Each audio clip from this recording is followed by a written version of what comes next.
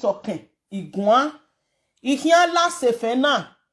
giuna ne kpen ruda me ese ovi ohan here ihin wala era me bijeme awo he boni redo awe mani me bo ogwe bovedo wala o ma se no giwa hu bo sokpan owe odion we wan owo han we wan odion wan owo han we wan o jamais do iwe ni gio yu hu na ido iyan igweje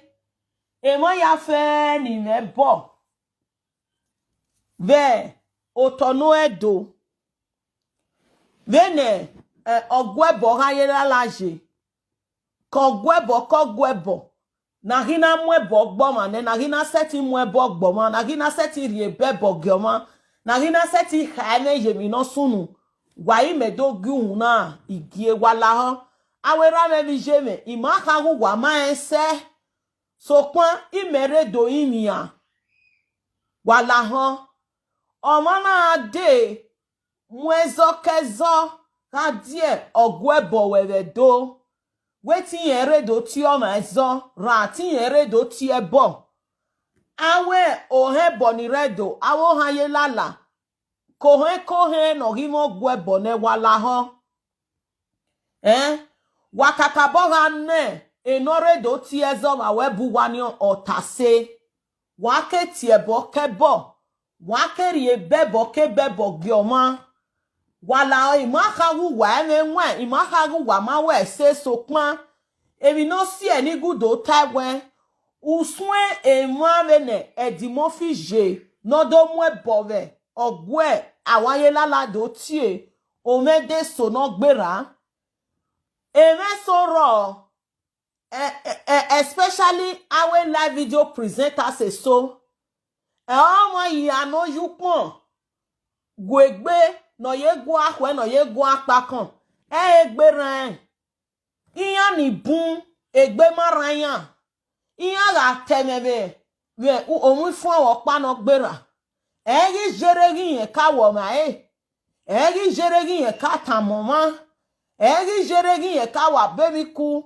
no matter mani no da egbe koko korunda oro bi tedogbe eyi soviazen oda egbe o magi jere ogere no salo e kwa ina do la sefe na inwa awo he boni redo we o ma koma na redo ti ezo o ma koma na redo gwiyan iti ezo wala ho wakaka bo mpa mu werege o ma ni no redo ti ezo wahi kakabo no ota no heke we lare omona we no redo ti ezo na o ma na nu were do ti ezo na wuwa ya soso mi egbe he wa ha mi ya ni ya temata ma wa awo bowo he ni redo wala wo nuwa do yebo gbele mofo ruda iyan ni bu ni do amwebo iyan ni bu ni do ati ebo guwa iyan we yunu iyan ri ebo ni wore gberunda iyan jere isan ya fefefe ni ya nene kwere ere ga iga nene kuyan iyan ya ye gbe balome iyan ya je mo ese ya mo ebore mi no keke o sie iyan we orun pa won fo o je ni me àwọn fo wane awo he boni ni redo kate ni redo wa ke mo ebo gbeye kemi wala wowo waga gwa lo to ese wa ke ti ebo wa ke mo ebo gbe koma ne live video presenter mure especially no a live video presenter why wa defie botie rudigo ni ariere why wa defie botie rude iyanre do kanu nuyan wa be ga nota a live video presenter ohun no ga ime no gwana o mu ezore o do ti o ma zo wa mu ege yo wa ri ege yo waya gba okoto waya gbe okoto waya get the right information nebo tie investigation wale investigate me dem ni medo tabo gwebu weni dem atano o mani ni mevere do tie ezo wale ya investigate especially onaga live video presenter emi ni good time awera me vijeme uswawe live video presenter se sona ni duari bebo gioma bo gwa huwa ni dua dewe dokoko dokpa de guyamu ebo gbema oge yan ta iyan yehwe fe boy iyan yehwe mu ebo gbegbiyan emi veri oni o ma keke no sunu ve do o ma keke no sunu ve do emi ya fefe awe boni ya fefe already nu waya gwo bado level ji wa nota se wa ke ga tie bo ke bo e o ma ya no re dori e bebo wo buwa e o keke nu waya tie bo na vene ogwe bone edimofi no vi da o sa no tie deko na do tie bo egbogwe boni wa se na gwa lo e o gwo ge mi amera me vi je me no reva okeke wani ni tie boni ne edimofi idaosa no tie e Dennis Deco no we house of rep in of ya okeke nu wa nota orie ma we wani ni tie boni ohun wa ma nota wala wo awera me vi je me ni mo gwe bowe do why wa defie botie rudo omana odo tie bo rigore oni o usun unyime no ma keke ni ma anyi zebi bi edo ma keke ni ma anye gbunyime ni ve do ruda egbunyime ni taya erievo aya e boho yevo ugwage nota why are we investigation ruda edimofi no adie ogwagu wania do mu ebogbe e mono wi yan bayan oke ati edimofi bawe eho si oba popularly known as awe konorwe edimofi no vi da osanu wani no re ogwebo kayela la ya tie bona edimofi na rwe live video ona ahame uhun tagbon ya fefefe we eboro pare do no se no hian seti tiye ni ana ya hwenye e ma ya fe ni atie wo gwebo ni kenegejo ba we eho si oba ige awe konorwe na ma tiyan kenegejo edimofi no vi daosa no vi otobo no tie Dennis Deco nowhere house of rep inovia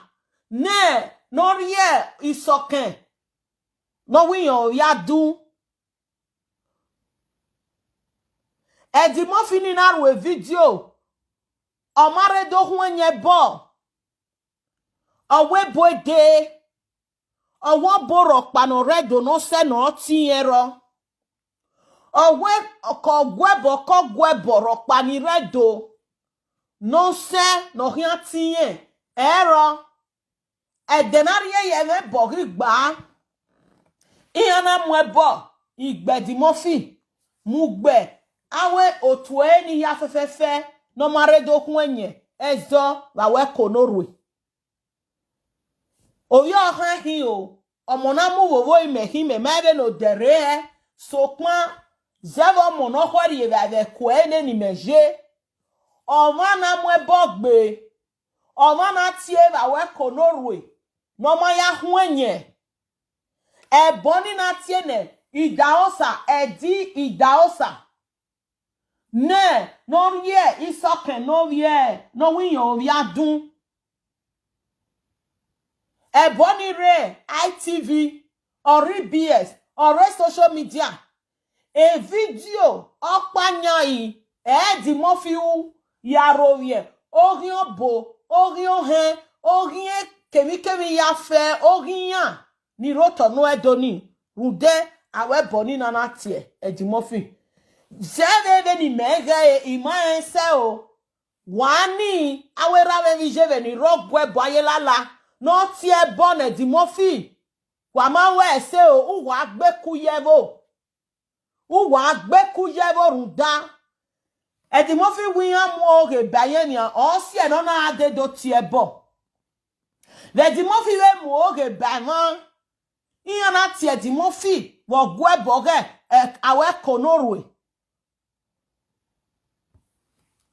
ruda omo no ya tie zova we bo ogwala dolo edimofi wiyan jo ige boro paredo e boro pamase no tiyen egbo ma meri oni no ha ege boredo egbo ma meri oni no ha ewe e boro paro no se no tiyen o ma keke o ma ni na mo bogbe no ma publicly do zebo o ma me edimofi je no fiunu gie orin o hane o ma me edimofi je no ya yu nu toge ona ya yo boy wo ya julame nwa meri rie mi kemi we do egbo wa me ni ma heke nu wa tie bona du wa re do bo tie bona wa ninu nya awaye lala ni o te heke nu wa nota o te heke nu wa gwa lo te Edimofi no rigo gi wa ya tie bo wa ke tie bo ye kemi na Edimofi we nu wa tie bo ba uwa gbeku jebo ruda na o ma ruge emi ni na Edimofi do tie bo jini kiyen ka mo eri soken iyan tayo ikwo ni bun egbene be social media na iyan tay ji ikwo ni bun egbene wala wowo awa ohanyela lavedo awa ohebo kebo wai wa mwebo ladian tie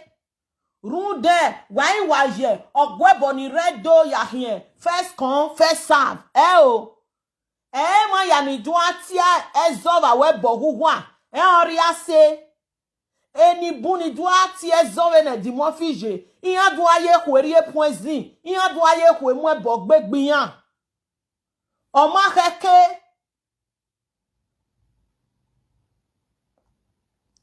ma keke yeye e boni ya fe ni redoni o keke nu wa gwe harano gwe doja adole doji e la video presenter se so e bi ma hoyan tie menjere onye me ukpono gbera ga no Edimofi na ya mwebo wo tegbo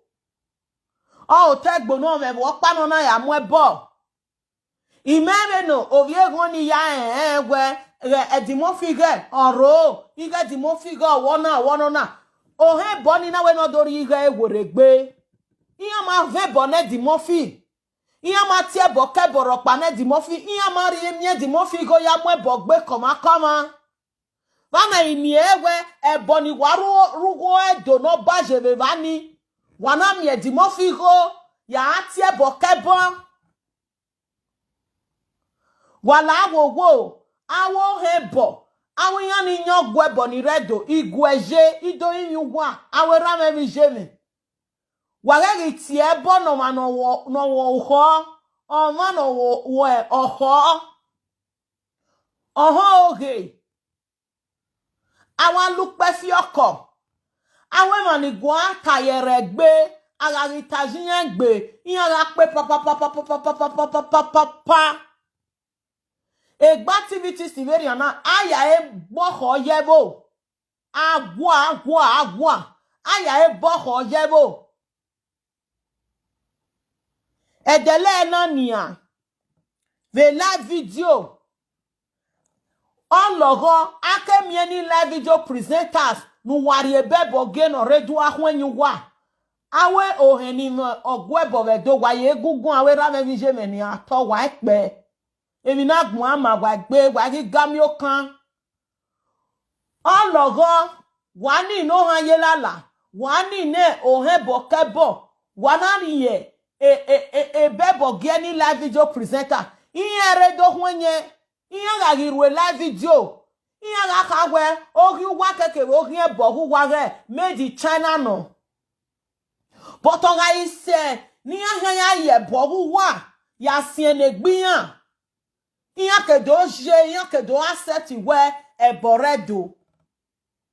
But iye ga mu ba emana tinya bo gwebo huwa we lare zeve emo wadosie noria ne noria se ne iyere iyawe ogi wa ogi ebo huwa ge emi ro pare ba na imi ewe uswawe le video presenters na name single respect name any atom of regard and reserve. Ne a culture and tradition kate ebo panya iniroto no edoga irigo no masigore when wa mo ebo gbe ma wa nota wa investigate o manorigo gi wa ya ti ebo de eminiyan do ti ebo jidin e ka wo ma do go tarunda awa mie mani do aye notice me ive bo mu gbegbe when e di mo fi je Eddy Murphy, often bomb gbegbe. Rude eye service. Let me look good. Let people see me big. Iyani bungi do ya mwe bo gbegbe. Iyani no duarigo gi wani nu waya tiebo. Tiya tiebo rudiya ma ege mini giya we. Eni budu aye ehwe. Ive boy. Egbe mi veri oni o ma keke no sunu we do. When no, when in ne, ohanyela la na dimofi wo hana ya tiebo. Iya matia dimofi wa we ekonorwe. Imegi no wotana era me bijeme wamwe fon nu wane dimofi. We dia tie ba we konorwe the last year. Dojo. E dimofi ma jo va tie ba we konorwe. E dimofi ma jo because any single respect and reserve regarding keboke bovedo. Woman ene respect in ene regarding bovedo ahi rigore he. Wado ya tiebo ye kemi no wenu wa tiebo ji. Ebo ya fefe ni redo ni. Okpano. Okpano ruda ugegbe ni maya gegbe no. Emi ya fefe no salobo ya hedo ni eno. Zebi viedo ya fe ni rogwa ni risi. Ogono heke. Okeke ni maarie nu wane ohe boni abi arie ne boni wu wagi na rigo no masigo he ya tie bone ma na tie za wa we bogugwa ya rovio gu wa rovio bogugwa but ya hie ido ye boni ya defend egbiyan ya do rigo no masigo gu wa wadu atmu bogbeje oge ni ya do tamu wa.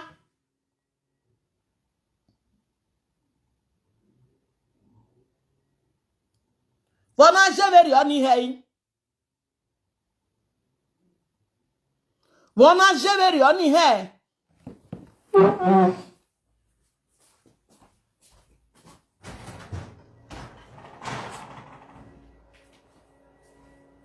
Wala wogo. E message na. Wagumeri ege ohebo. Oga yelala. Ekene dimofi idaosa. Notien Deco Dennis idaosa no representative of via the House of Rep Donat Yebo. Wari video na gie. Era me wa tokpe wa ne dimofi ota. Wa we. Dinye emwe yunuka de. Igi ye love ye kohuo. Ne girlfriend de ne amo okwo no egi magele love yeke din taru nu ede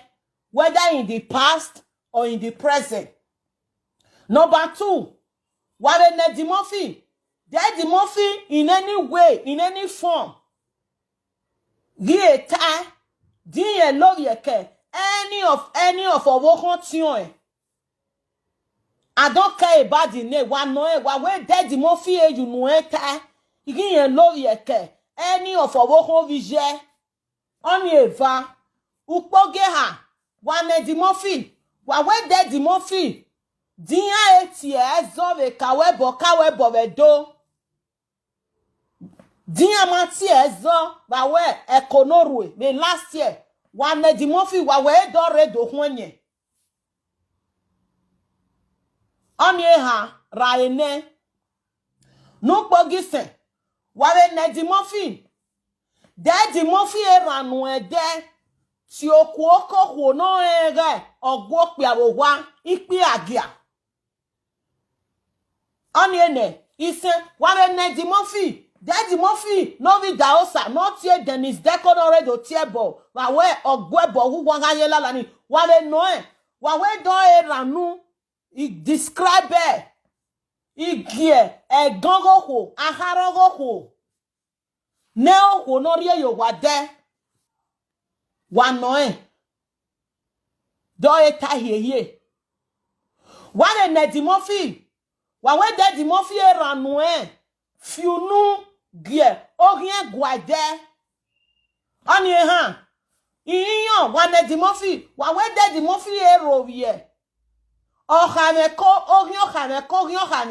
uru no rivie ne gwari vie na ruda all I know where kebo ya fefe ni redo they are all under our royal palace one dimofi wa we do erovie ohane de ruda owo han no fi ugbe yuweki ugbe ni na ya ruwe eravijo otin awevevan Emi no fi all right Ruda o ma me le di mo fi je ehia setting amorie ka me no redoro vie o ga fi unu ije odogbe omo borogi gbe omo herogi gbe omo ha no rogi recorde omo herogi recorde omo rami rire no ma play to his own role o ga ro vi yan ya o isege no ya defend egbe odo ya defend egbe wa no tani o awera me mi je me ni rogwe baye lala na di mo fi na do tiebo ona ote ni wenu wa na di mo fi ni were gbe ko ogwo de di mo fi tie kokwo no ke no ma do tie igbi aga rudan emi na wo ma se ota Ukpogeva wabe ne dimofi we de dimofi ka yin huwe okonoro wodo ra okonero wodo wa mo yunuta we ahia yen ho we ne wa ne dimofi do etage kokwo Ukpogeha wabe ne dimofi wa we de dimofi no vi dausa din eju nu yata yin huwe owo ko vi shin do etage ye wabe ne Edimofi don egie aharo huere de ototan ye live video o gi aharo huere aweri ahari anje aweri ahari ye potopoto aweri ahari ye kworo aweri ahari ye propro wa na Edimofi nu wa tie bona do emwegbe me meri na you nu hamo huere derunda eri anje be live video ugata mame tamawe Ugata mame mi no dame. Emi no dame ve gwale ve tamawe. Eri oje ve live video. Ukpogi sen. Wane dimofi. Do if you no gyo hane de. Do if you no gyo rien gwade. Rudan orasien. Me nan ogwana. Mo I want for talk show. Emi na ya fefe ni talona. Ime video re dimofi. Ni aya prove ma wa. Wabe ne dimofi.